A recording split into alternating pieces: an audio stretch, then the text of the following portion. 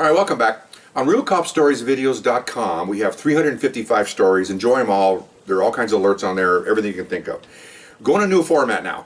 Answering your questions that you send in for me, and I'll answer them as best I can. Now I can go longer instead of leaving it for a 3 or 5 minute soundbite. Ooh, that sounds like an in this thing. Anyway, so anyway, to contact me, go to rsbcopstories@gmail.com. Okay.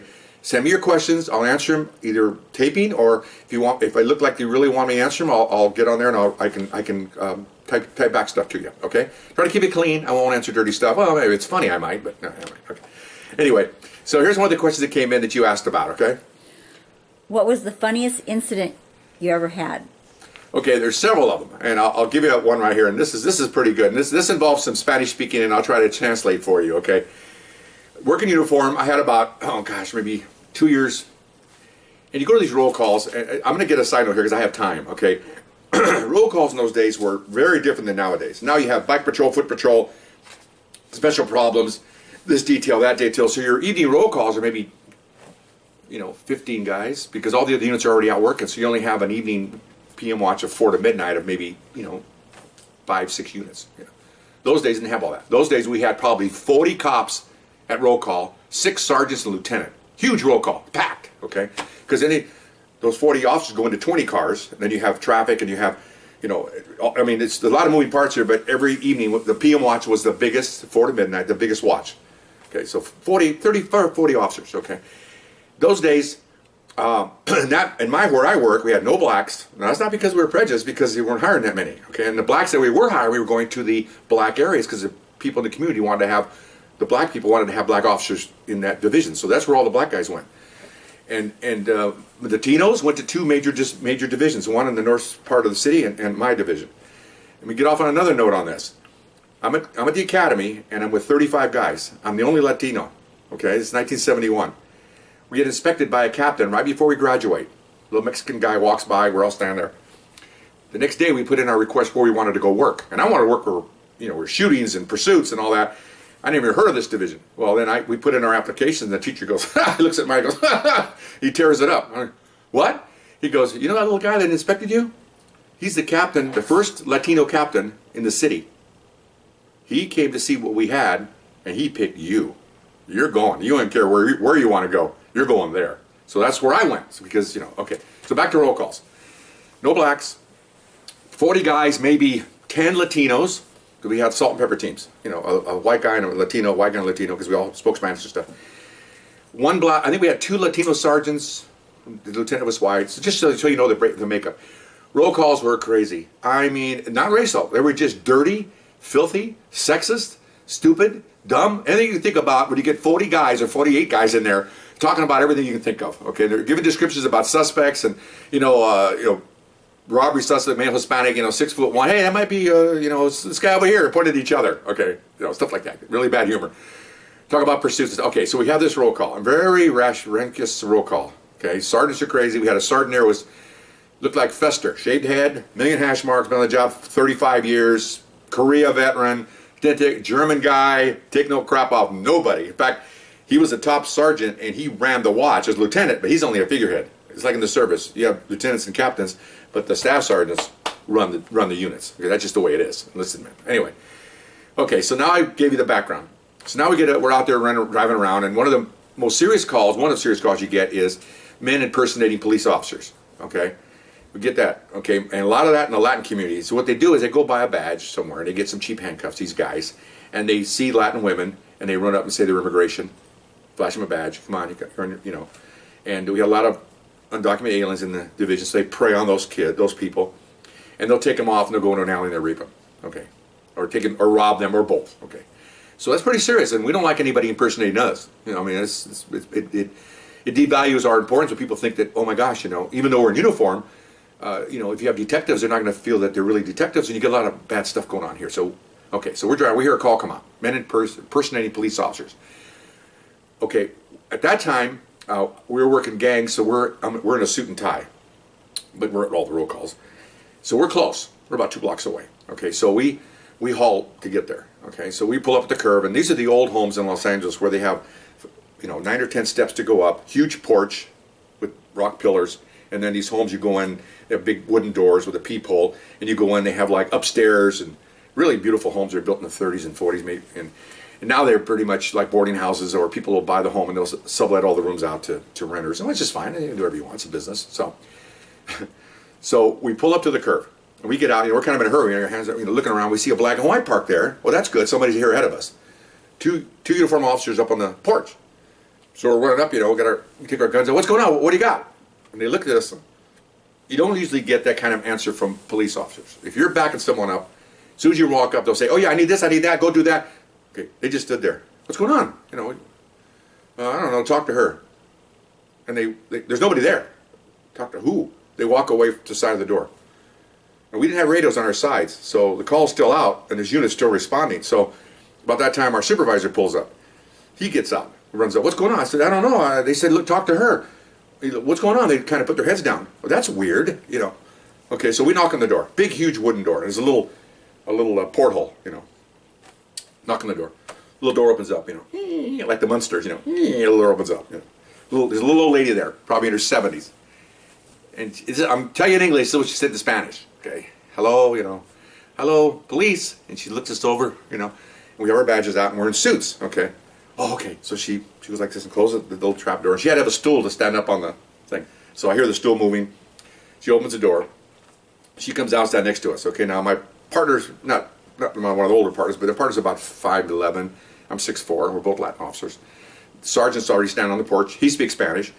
These two officers speak Spanish. Another unit's coming up. He's putting out a 4. Everything's okay. Okay, so they're standing out the bottom of the steps. Everybody's wondering what's going on here. I'm wondering what's going on here. So we go, well, what's going on? She goes, oh, there was 2 guys came here. She's so serious. 2 guys came here, and they said they were cops. I'm scared, so I called you guys. I don't think they're cops. Okay, so my partner's found notebook. Okay, what do they, in Spanish? What do they look like? He goes, oh, they're right there. And she points at the 2 officers standing there, okay? And now I have to back up again. These 2 officers, there's a new actor, not new, he's been around for years, but now he's making commercials of it. I think his name is Trejo. I can say his name because he's an actor on television. He did Machete, okay. Big guy, long hair, face looks like it's been hit by 1,000 cleat marks. I mean, okay.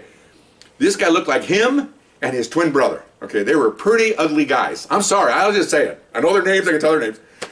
One guy had a round face, we call him a Chuska, which is owl, and the other guy had a long face, okay? I mean, really, in their uniform. So I'm glad to get off track here, okay? So she goes, there they are. And we go, and remember, I'm standing there, she's like right here, and she's got a hold of my arm. She's holding onto my arm, like for dear life, like my mom does when she's kind of scared or wants to take her to the restaurant, okay? Those? Yeah, now remember now, everybody speaks Spanish, including my supervisor. And I go, ma'am, those are police officers. She looks, she goes, oh, they're so ugly. Oh my gosh, okay? Now, even though I said that in a subdued voice, everybody could hear it. The sergeant heard it. These 2 guys looked over and they just turned away. And we're like, I almost thought I was going to blow a gasket, man. I'm like, I go, no, really? She goes, oh, poor guys. Okay, in Spanish, that's pobrecitos, okay? And I go, yeah. So you want to take a report? And then she goes, yeah, could I? And then she goes, well, I don't need to take one now. What happened? Well, somebody was trying to knock on her back door. She got scared, so she called the police. So we told the guys down at this, and they went around back to check it. We have somebody check. I need to take a report. She goes, okay. She's standing there, look, and the whole time she's holding on to me and my partner and just looking at them. And she pinned them. As soon as they're walking, she's following where they're going. And she followed down the stairs. Oh my gosh! So anyway, so she was happy we were there, and she thanked us and everything else, and kind of gave us a little hug. And she was really nice. I mean, she's so frail, you don't want to hug her because she's so little, So she's really nice. So she goes in the house, told her, lock her door. You get a good job, you don't want to discourage because next time something might happen, she may not call. Tell her, it's okay, no, it's okay. Oh, I'm so sorry. No, that's all right. Okay, so she goes inside. Okay. Here comes the cop humor. Okay, so. In the meantime, the call put out that everything's fine. So the 2 officers went to check the backyard. They come out and they're standing by the curb. These 2 officers that are the ugly guys are walking down the stairs. How to describe them? And we're walking down the stairs, and here comes our supervisor. So we're all going down to we're all done. So just before we're going to separate, the 2 guys said, "Hey guys, looks at the 2 guys on the curb didn't hear it, but we did, and so did the supervisor." He goes, "Hey, I hope we can Nobody says anything about this. What she said.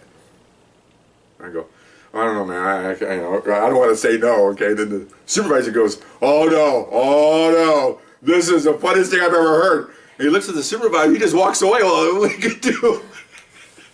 Once it's out, man, it's out. It's like, it's out. Okay, well, oh boy. Okay, so, okay, fine. So we go back, we go off, and we just do the rest of the night, okay? All right. Next day. Oh my gosh. This is 40-some years ago, and I'm having tears, I'm laughing, so it's just funny. Okay, you go to roll call. 40 guys a roll call. Okay. 24 hours, the word had spread that there was an incident with ugly cops. So we had a guy and I swear to this day, I wish someone has a notebook of all these caricature drawings that this one officer did. For every incident, there was usually a picture. He drove a caricature picture, drew one, and then mimeographed it off and put it everywhere in the station, hanging on lockers, and I mean, it was everywhere. So you cannot find one, throw it away. If they were going to do that, they're everywhere. Yeah. Showed a picture of two guys in uniform with, bolts, scars, the Munster hair, with the stitches. Oh my gosh! And in the bottom it said Monster Car. Okay. Oh, I go down to the annals of history in this division. The Monster Car. Okay. So that was already out anyway. So even if you walked in that morning, what you see this paper, you got to call someone from Night Watch to find out what's happening, because the Day Watch doesn't know what Night Watch is doing, because you work different shifts. So by 4 o'clock in the afternoon, 197 officers and probably about 40 civilians knew about this monster thing. Okay. So we go to roll call. And this Fester sergeant I told you about, he don't care about nothing. Okay. Protocol, oh, no. Sensitivity, do. Now it would be probably a hostile work environment. Who knows? So he gets up there. Okay, more roll call, and so everybody calms down. Okay, we got, Smith and Jones, 4-1. Okay, Roger. Schwartz is so-and-so, there too. Okay, Monster Car, A7. Everybody looks at each other, and everybody just looked at it. They looked at those two guys, and everybody just started laughing. Of course, 38 guys laughed. Okay, pardon my hay fever. 38 guys laughed. 2 didn't. Oh, one didn't also. Lieutenant. He did. He's trying to keep some kind of protocol in there. It's gone, boss. It's gone. Okay. Everybody's laughing. Oh my God. And so they wait till it calms down. Now, for me, I would just smile and just forget it. Okay. No. You got to put more flame on the fire. You have to say, "Hey, Sarge," and this is the wrong sergeant. Okay. He goes, "What?" Ooh. He goes, "That's not very funny." And everybody starts. He goes, "You know something?" He goes. He gave his name. He goes, "I've been on the job 33 years. I worked 7 divisions. I was in Korea." And we're all going, "Oh, where's he going with this?" He says, "That is probably the funniest effing thing I've ever heard in my entire effing life." And everybody's laughing again. Okay, now Lieutenant looks over. He's just trying to keep his mate. He's trying to keep. Oh no, he's gone. Okay. Okay, fine. It doesn't end. It does not end here. Okay. So I give the rest of the roll call. We go. Okay, we got their assignments. Off we go. Okay. I hope I don't ramble, but I don't care. I can ramble now. Okay. So anyway. So now we hit the streets. In those days, now they have computers. Now we had to get on the microphone and say 460 something or other clear. And she would say Roger, because she's got a board with dials, and every car had a dial on it, and she would put open for calls, and then we get a call, she'd put call, and then she'd give us the call, and it's kind of archaic stuff, but that's the way it was. She had to respond to all the cars that were available for radio calls. Kind of what we do. Well, we had speakers in the side of our cars, so when someone broadcast, we heard them talking to her, and it worked very well, because if he's putting out a help call, I need help at First and Glass, and threw the microphone down, she may not pick it up, but all the other guys heard it on the speaker, would respond. It was a very good backup unit. Now I think they have it in a different way electronically, but it worked out really well. But you can hear every car that clears. Here it comes. Okay, so we hit the street, whatever car we were, 24, we're clear. Roger, 24 clear. 16 clear. Roger, 16 clear. Whatever number they were, 27 clear. Roger, 27. Okay, 27 was the monster car. It just cleared. Somebody's growling on the radio. And of course she says, because she's very, very professional, she goes, "Unit on 13, which is our frequency number, repeat." And then she just ignores it, okay? Then you hear guys get the radio go, because they're laughing on the radio, right? Okay, so, all right, so they get their call, they do what they're doing, whatever it may be, okay? And everybody's just, remember now, we're just all working. We're not sitting around the radio, listen to this. Everybody's working, getting calls and stuff, doing things. I missed a couple of these because I was busy working. So when you get done with the call, you get back in your car, you finish your log that you did something real quick, or ready to go. Okay, you grab the microphone. As soon as you grab the microphone, say I'm available. That means you can get code 3 runs, shooting in progress calls. You're ready to go. Tell you send me somewhere. So he goes. I'll say 27. He goes 27 clear. She goes 27 Roger. There it is all night long. Okay, they'd get a call. Someone would growl. They'd go back on the air and clear. He'd get a growl. Okay. All right, so fine. It's cop humor, man. Everybody's laughing all night long. Okay, it's something to look forward to. Okay, fine. The next night, roll call, monster car, sergeant again. Okay, and they just sit there. Everybody's laughing again. Again, like some of my video cop stories, you're as good as you do an incident like this, and then you're good for a couple days until someone else screws up, and then yours is forgotten. You go to the next one. I mean, that's pretty much like the news on TV on these news things nowadays with the president and Congress. One scandal, then it stops, and you go to the next one. You go to the next one. That's how it is here. It's the way it is. Okay, so here's the mistake you do. You don't talk to 40 men this way, and women too. I work with women later on. It's just as bad as men. Sometimes even worse. You don't get in. Lieutenant gets up there. He wants to do some kind of control here. So we're all like, I got something to say, and we're all going, okay. Guys, the FCC mandates. Oh, now he's giving us an FCC lecture on improper radio transmissions because we're not supposed to cuss on the radio, unauthorized, and we're given the frequency by the FCC. Oh, so if they don't give us a frequency in the police department, we're going to get a string with a couple of cans. Hey, neighbor dispute. What? I mean, what? They're going to deny us a frequency? No, they may tell the city, your boys are doing something wrong, and we get reprimanded. But you don't say they're giving us a frequency. Oh, so you're not going to give us one? That's what I look at it. You're going to give me something, you can take it away, right? You can't take it away. This is for the public. This is for your good to have a radio frequency. I'm getting off on a side thing here, but come on. He's giving this lecture. We're all going. We know where he's going with this. All right, now, so I don't want to hear this growling on the radio and making fun of this car here. We've had enough of this.